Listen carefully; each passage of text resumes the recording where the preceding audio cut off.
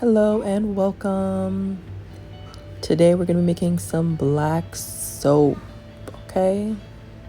Alright, so we're going to of course start with our liquid black soap. The bar black soap takes way too long to melt down, so we're going to do liquid. And I got that great blender. We're going to start with 16 ounces of distilled water.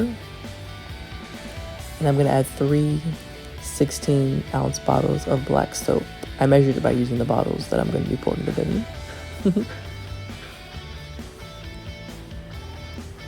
And I don't know if you can see what I'm seeing, but they have this little metallic swirl going on in the bowl. Really mesmerizing.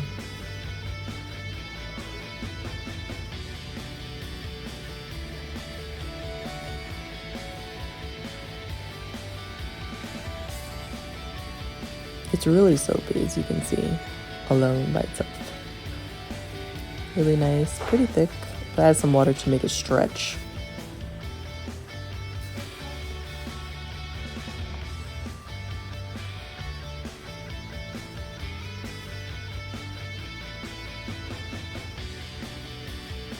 As you can see, there's not any char chunks. I don't even need to filter it through a cheesecloth. Great stuff. Alright, I'm gonna add some glucoside. And I add like 1/4 cup of glucoside, which is not enough, but I mean, this is home use. So if I'm selling it, I'm probably gonna put more in it. Some vegetable glycerin, my surfactant.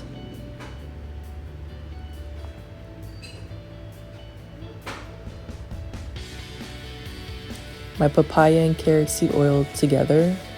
I don't need to put too much of that.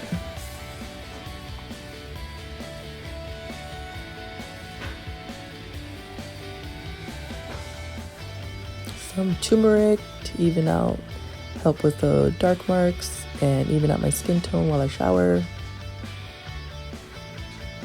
Lemon juice for skin brightening and helps tone the skin as well. And some melted emulsifying wax, which was a fail. I need to know from now on, I need to heat the black soap, of course, still. And I forgot that it is wax, so wax going upon a cold room temperature liquid is gonna of course turn solid. So there's tons of emulsifying wax chunks in there. And in order for the emulsifying wax to do its job, I need to have everything melted so that way they can all fuse the waters and oils together. And I can't do that if it's going into a room temperature or cold liquid.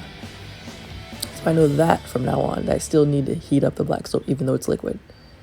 And I've put in the oven and everything is melted together. It looks great. Look at that. Everything is fused together. No oil separating from the waters neither.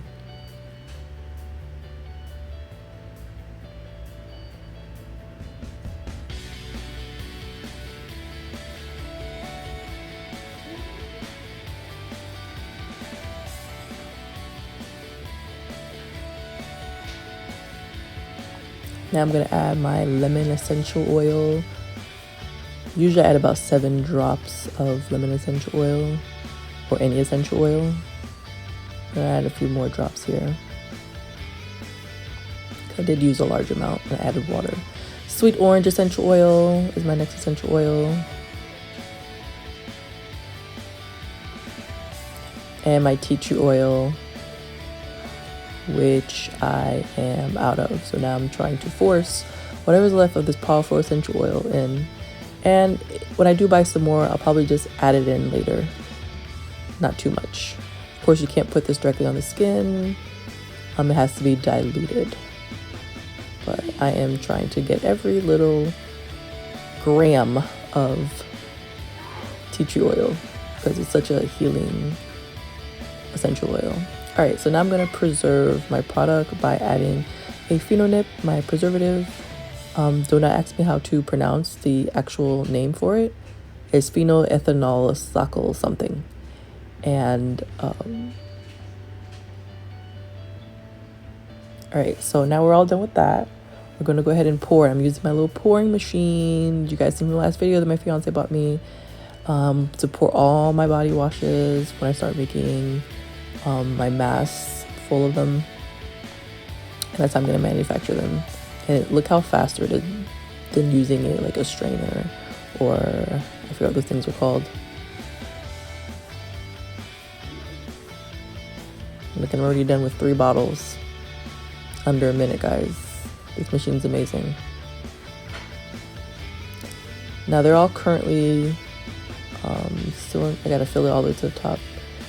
They're all currently unscented, so this is my base for black soap. So I haven't added anything else. This is a base, and then also with this base, you can always branch out and add whatever you need if you're separating or doing different types of bottles. And here they are. Don't fill it all the way full, but I still eventually did put too much in it, because the pumps have to go in there as well. Now we're going to add some fragrance. Okay, we want to smell good, so here's some fragrance. Some men's fragrance and some women's fragrance.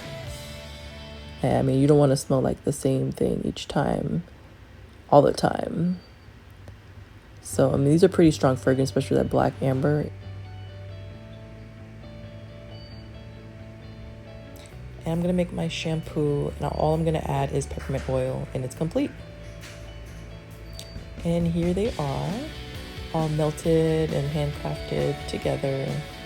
I'm going to label them so that way we know which one is which, because they all look the same, even though they smell different. And they turned out great. Now, let's go ahead and put it to the test. So it's not seeping through my hand. And it's very foamy, lathers. And as you can see, the turmeric, you can see the yellow, but when it gets in the water or it gets on the surface, it doesn't stain and it doesn't leave like a yellow or orange tinge behind.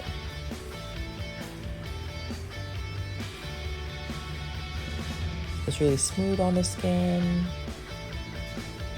It bubbles up really nice. Great quality.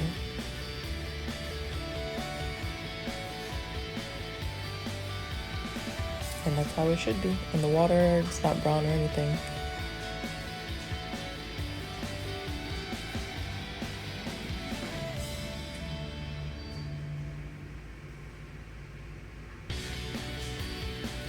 Perfect.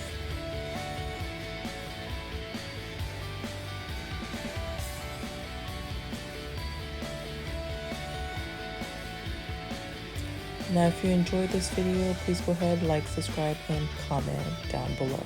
Thank you.